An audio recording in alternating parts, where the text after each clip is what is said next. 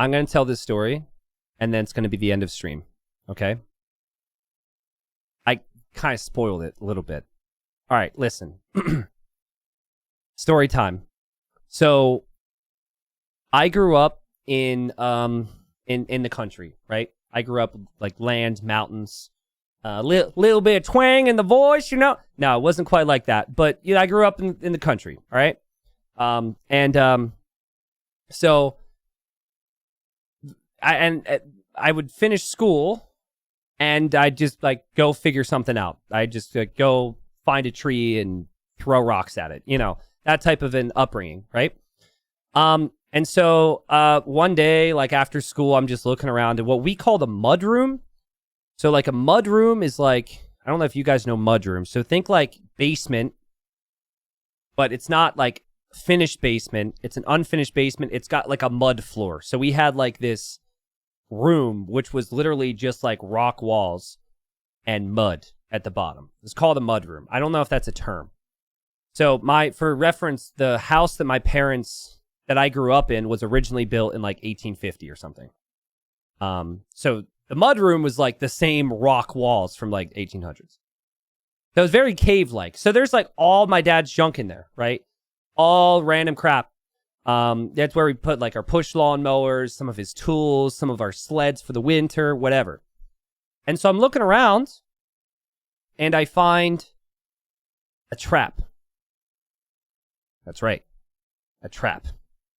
Not like a step in the trap and raw jaws, psh, not one of those traps, but a live trap. And a live trap is it's like a cage that catches an animal and keeps it alive. It doesn't hurt them. It doesn't kill them. It just traps them, right? And so my dad used these for groundhogs, because we'd have like groundhogs dig up the yard, and it was a pain. And so if there was a groundhog problem, he would put the trap out, he would catch the groundhog, and then he would toss it in his car. He would drive 5 miles away and then let it free somewhere else because he didn't want it in our yard. Make sense? So I'm like 12, 13, and I get, someone else's problem. Exactly. And I get this live trap. And I'm like, ooh, where are we going to put this, you know? Ooh, this would be fun. So I went into the woods with the live trap and my dad's favorite cashews. Now, side note, I've told this story since to my parents. My dad was genuinely upset I took his good cashews. He said, my good ones? The salted ones? Because salted cashews are really expensive. He loves cashews. I was like, yeah, I didn't think about the cost of cashews, Dad. I was 12. I just got cashews. So he was like, what? So anyways, I go out to the woods with nuts and, this live trap. So the live trap, maybe, I don't know if you can get perspective. So like maybe like this size. I can't. Okay. So like it filled the screen. So like maybe 2.5 feet. I put it out there and I put some nuts in it, set it up, and I leave. And so I finish school the next day, and I'm like, all right, let's go find the trap. And I go out, and I find the trap, and I find a squirrel. There was no nuts. There was a very angry, very disturbed squirrel in the live trap. And it was like I don't know if it at me, because it's not a cat, but it definitely like did some things I didn't think squirrels were going to do. And it was like, it was ready to defend itself. And so the live trap opens on either side. So what I did was, because I'm smart, right? I got a stick and I like started poking it from the one side. So it defended itself on that side. And then I opened the other and backed away. And then it realized and ran. And that was it. So I got my dad's favorite cashews. I put more cashews in the trap. Got it all set up and I left. I came back the next day and there's the same freaking squirrel inside of this trap. And I'm like, this squirrel's stupid. What an idiot, you know? This squirrel's stupid. So I did the same thing, did the little pokey poke, let it free, put more of my dad's cashews in there, and I came back the next day. And I thought it was the same squirrel again. And I'm like, man, like, you would think I didn't think like this because I was 12, but like this squirrel is so traumatized, you would think that it wouldn't get trapped again. Squirrels are stupid. And then I was like, wait a second, all squirrels look the same. How do I make sure it's not the same squirrel? And then light bulb moment. And I went to my dad's shop. And in my dad's shop, you got to explain this. Like, there was a metal cabinet, big metal rusty cabinet, higher than me, 6'2". So it's up here, right? And you open it up, and it's like, whoa, you know, like the lights of heaven shine down on 35 different colors of spray paint. Neon colors for like sports fields. You had stuff for any type of shade that we might need to like fix the house or fence or whatever you might think of. 30, 40 years of my dad being in that house's worth of spray paint is just all in there. Yeah. And so I'm like, okay, I know how to make sure. I know how to know if it's the same squirrel. So I went out there and I had the stick on one side. Now, again, I was respectful. I didn't want to get its face. But I poked the one side and it gets all angry. And then I'm like, just lighting this squirrel up. And I tried to aim for the tail, but like it's moving. And so I got like, let's say the midsection down just covered, right? I don't feel that bad. All right. It was science. I didn't get its face. So I don't know what color I did the first time. Again, I was as respectful as one can be when spray painting a squirrel. I remember some of the colors. It was all neon because it's easier to, like, it would stay on. So like neon yellow, neon orange. I definitely did red, blue, and green. So anyways, I say the first time because this is now a science experiment. So I spray one, let's say yellow. And I come back the next day. I had done the trap again.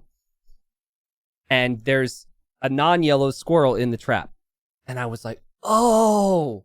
So the first 3 times I did this, it probably wasn't the same squirrel coming back. It was probably just the fact that all squirrels look the same. Oh. Where's my blue spray paint? And destroy that squirrel with spray paint. Let that one go. Put my dad's cashews back in. And I come back the next day. And there's it's a non-blue or a non-yellow squirrel. It's a normal squirrel. Okay, I'll get the orange. Guys, I'm sure you can see where this is going. I did this for 2 weeks. All different colors. Because there was a lot of colors. So I spray painted like roughly 14 squirrels. Okay? And then I got bored. And I was like, okay, I guess squirrels are traumatized by this. And they never come back to eat the cashews. And then I stopped. And then I forgot about it for like 3 years. Okay? Now, I don't have the photo on me. It would make it so much better. So, a couple years ago, right? My mom texts me and she sends me a picture of the live trap. Now, this is a trap. It's just like a metal trap. Again, it doesn't hurt the animals or anything. Not like spray paint does. And it's normally metal, so it's like grayish color.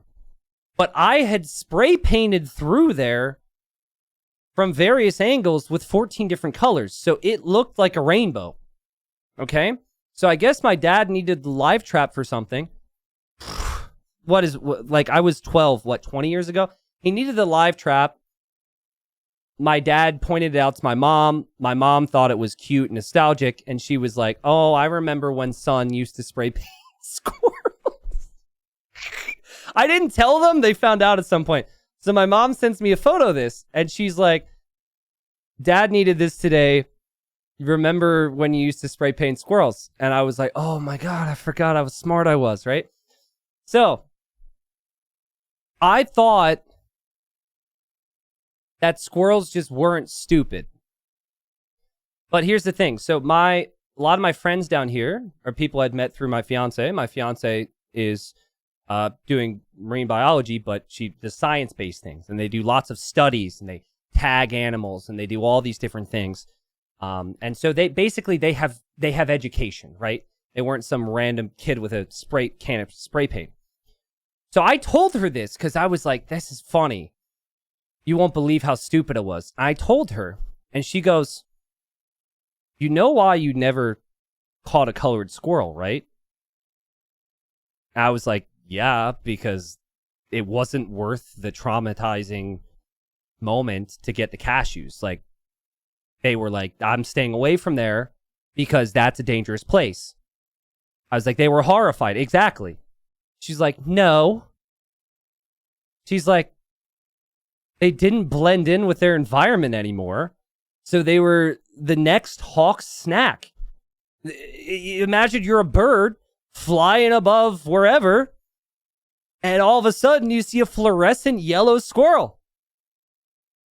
Yummy, yummy. Tastes a little weird because the paint probably hadn't dried yet. They're dead. They no longer blended in. And so she explained to me, she's like, yeah, so they call this, it's like a Mercury capture study. Apparently in like the 60s and 70s, or sometime, scientists also realized, oh, we can mark things, but we shouldn't mark things so it ruins their natural camouflage. Because if we ruin their natural camouflage, they die. So I was just like 45, 50 years late to the party. But I basically did a scientific study with a slight flaw. So, I told my friends that because it was back in my brain, and it's in the other room. I have a plaque, no joke, right? See, I dropped out of college, right? I don't have a degree. I have a PhD in squirrel. I'm not even kidding you. I think it's in my closet. I don't know. They literally, for my birthday, got me a squirrel PhD, and it's like signed by like Dr. Nuts, and like all these squirrely names are on it. It is a diploma in squirrelology. The actual thing. So yes, that's the story on how 20 squirrels died because of me. And that's the squirrel story. So somebody must have known that because somebody in my chat mentioned something about squirrels, and that's why I'm telling you this story right now. So any questions, class? Any questions? How much food were the squirrels worth? I don't know. But think about it. I put like 4 or 5 cashews on the thing every single time. No wonder my dad was pissed. I bet you a whole like $20 thing worth of cashews I went through over 2 weeks.